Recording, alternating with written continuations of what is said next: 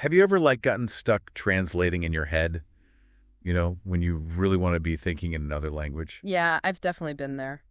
It's so frustrating. It's a common hurdle for language learners, for sure. But in this deep dive, we're going to, like, tackle this head on. We're going to give you some tools to work with. Yeah, we're diving into a YouTube video by Rachel's English called How to Think in English. No more translating in your head. It's packed with actionable strategies. Oh, yeah, it's a gold mine. A real treasure trove. So if you're ready to, like, move past that translation phase and start actually thinking in English, then this deep dive is for you. absolutely. All right, so Rachel kicks things off. By emphasizing something really important. Okay, what's that? Defining your why. Your why. Why do you want to think in English? Oh, that's a good question. Like, what's the motivation? Exactly. Because if you don't have a clear reason, it's easy to lose steam. It's like setting out on a journey without a destination. You'll just wander around aimlessly. Exactly. You need that driving force, that purpose to keep you going. Like Rachel mentions wanting to go to a music conservatory in the video. That's a pretty powerful motivator, right? Oh, yeah.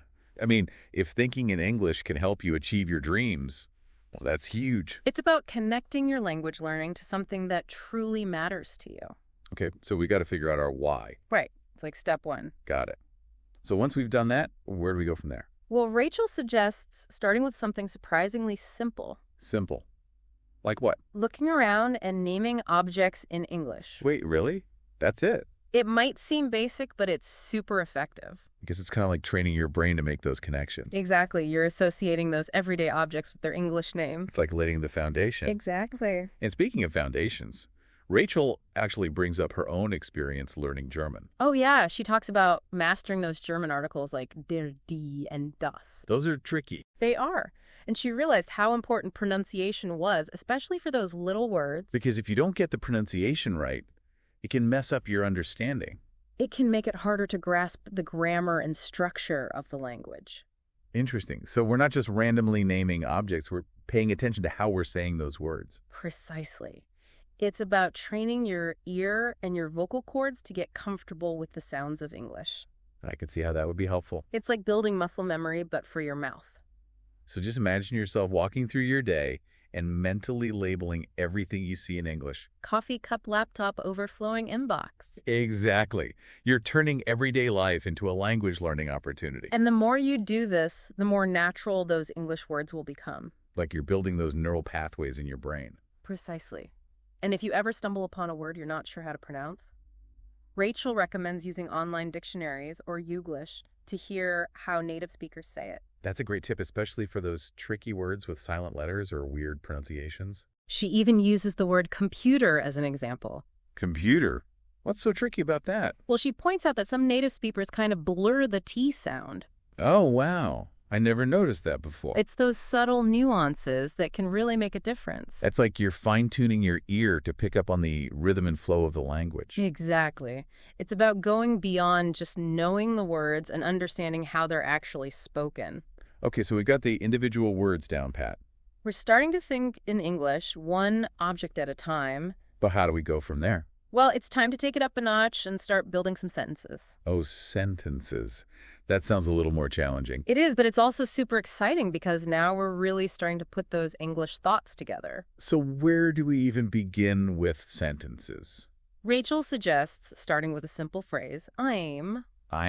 It's like a building block for creating all sorts of sentences. I'm curious to see where this goes. Me too. You can say, I'm working, or I'm learning to think in English. Okay, I see how this is going. You could even say, I'm excited about this deep dive.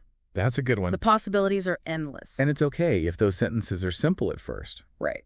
Absolutely. Yeah. Rachel emphasizes that. Like, we're not trying to write a novel here. Not yet, anyway. It's about building those mental muscles. It's those first baby steps. Before you can run a marathon. I like that analogy. And to help you move beyond those simple I'm sentences, Rachel suggests describing your surroundings. Oh, okay. So instead of just thinking chair, I would think, His chair is comfortable. or maybe this chair is way too small for me. Exactly. You're starting to think about sentence structure, grammar, word order, all in English. And you're doing it in real time. Which is key for making those connections in your brain. It's like you're slowly but surely transitioning from translating to actually thinking in English. That's the goal.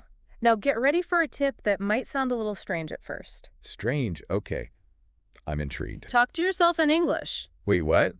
Like out loud? It doesn't have to be out loud. You can do it in your head, too. Oh, phew. Because I thought I was going to have to start explaining myself to my neighbors. I mean, if you want to practice your speaking skills, talking out loud is a great option. True.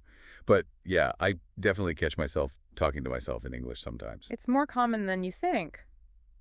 Is it really? I thought it was just weird. It's actually a really effective technique called self-talk. Self-talk. It helps you practice different sentence structures and get comfortable expressing yourself in English without the pressure of a real conversation. I don't like that. No pressure, just you and your thoughts. Exactly. And Rachel even shares a funny story about practicing Spanish while driving alone on a road trip. Oh, I've totally done that. It's like you're in your own little world. You can just let loose and experiment with the language without worrying about making mistakes. So we can basically turn any everyday activity into a self-talk session. Exactly. Think about it. You're walking through your day, making breakfast, getting ready for work, and you're narrating everything in your head in English. The coffee's brewing. I should probably put on some pants. Wait, where are my keys? Exactly. It's like you're the star of your own English language movie. And the best part is no one can judge your grammar or pronunciation except for you. Unless you're talking out loud on the bus, then maybe people will judge. Okay. Yeah, good point. Yeah. Maybe keep the self-talk internal and public. But in the privacy of your own home, feel free to let it all out. So we've gone from naming objects to building sentences to talking to ourselves. You're making progress.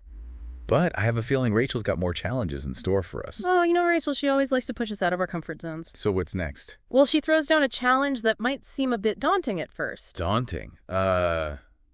Oh, I'm a little scared now. Don't worry, it's not as scary as it sounds. Okay, good, because I'm not ready to write that English novel just yet. No novels yet, but Rachel does challenge viewers to dedicate an entire day to English. An entire day. Wow, that's a lot. It is, but think of it like creating your own little English-speaking world, even if it's just inside your head. A 24-hour immersion experience. Exactly. So we're talking like changing my phone settings to English. You got it. Writing my to-do list in English. Yep. Maybe even thinking through my entire daily routine in English. That's the idea. Wow, this is starting to sound like a real challenge. It is a challenge, but it's also incredibly rewarding. I can see how it would force you to really think in English. You're constantly exposing yourself to the language, even if it's just in your own mind. So like instead of thinking, okay, I need to do laundry, I would think, Right time to tackle that mountain of clothes. I love that. It's like turning even the most mundane tasks into language learning opportunities. And Rachel provides a great example of this with laundry. She walks through the steps of sorting clothes, checking for stains, figuring out the washing machine settings, all in English. It's like a play-by-play of laundry day in English. And it really highlights how you can apply this thinking in English approach to any aspect of your life. It's all about that mindset shift. Right. Once you start seeing the world through an English lens, you'll be amazed at how many opportunities there are to practice. Okay, so we've got our 24-hour English immersion challenge. We're diving deep into the language. So we're not stopping there, are we? Oh no, Rachel's got more up her sleeve. What else could she possibly throw at us? Well, she encourages viewers to take this immersion a step further by exploring their interests in English. Exploring our interests. That sounds fun. It is. It's about taking learning beyond the textbooks and making it personal. So instead of just passively watching TV shows, I'm actively seeking out content that I'm genuinely interested in. Exactly. Whether it's history, cooking, sports, whatever you're passionate about. Oh, I love this idea. It's like turning your hobbies into language learning tools. It's about tapping into that intrinsic motivation that comes from pursuing something you love. When you're genuinely engaged, learning becomes so much easier and more enjoyable. It doesn't even feel like work. So imagine diving into a topic.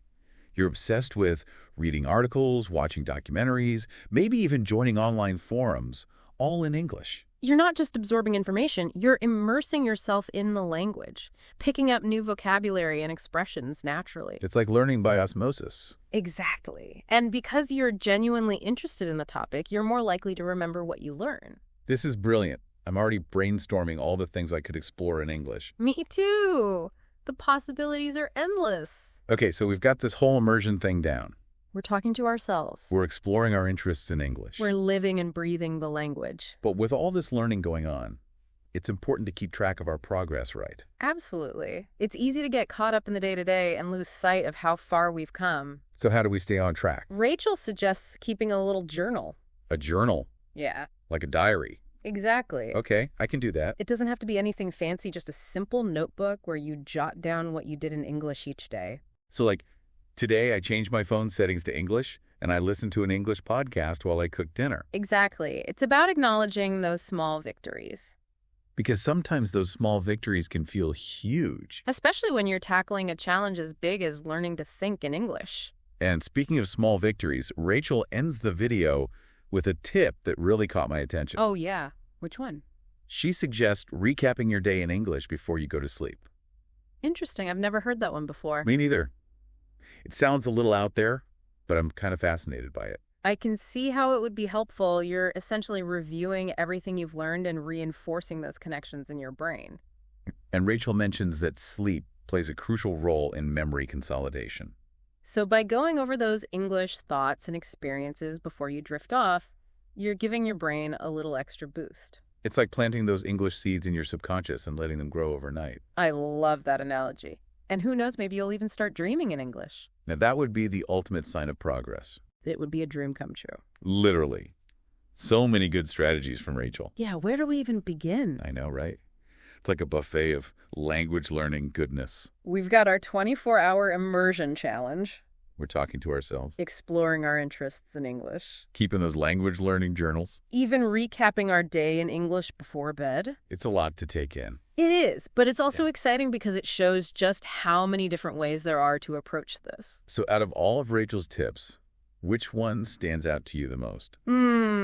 That's tough. They're all so valuable. I know, right? It's hard to pick just one. But if I had to choose, I think I'd go with the 24-hour English immersion challenge. The whole day dedicated to English. Yeah, it might seem a little intimidating at first, but imagine the progress you could make in just one day. It's like a crash course in thinking in English. Exactly. And you don't have to go all out right away. You can start small. Like maybe just changing your phone settings to English for a day. Or writing your grocery list in English. It's about building those habits and making English a more integral part of your daily life.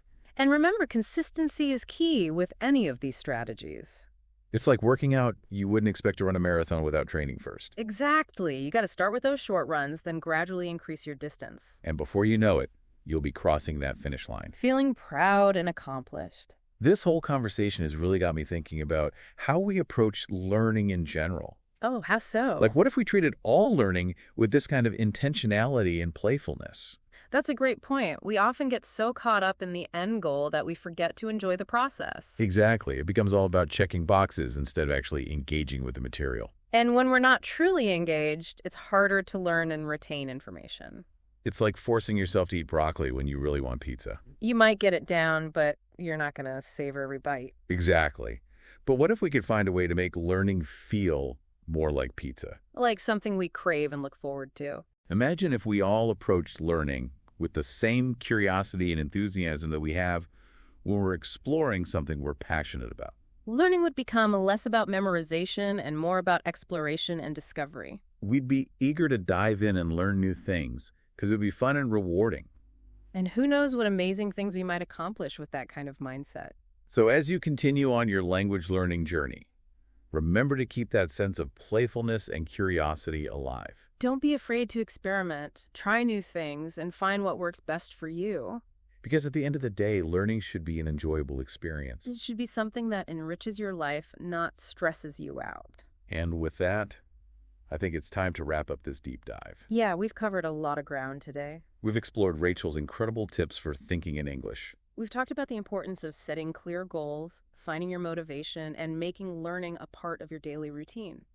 And most importantly, we've challenged ourselves to approach learning with a sense of joy and curiosity. So go out there and put these strategies into practice. And remember, you're not alone on this journey. There's a whole community of language learners out there cheering you on. We're all in this together. And together we can achieve amazing things. Until next time, happy learning, everyone.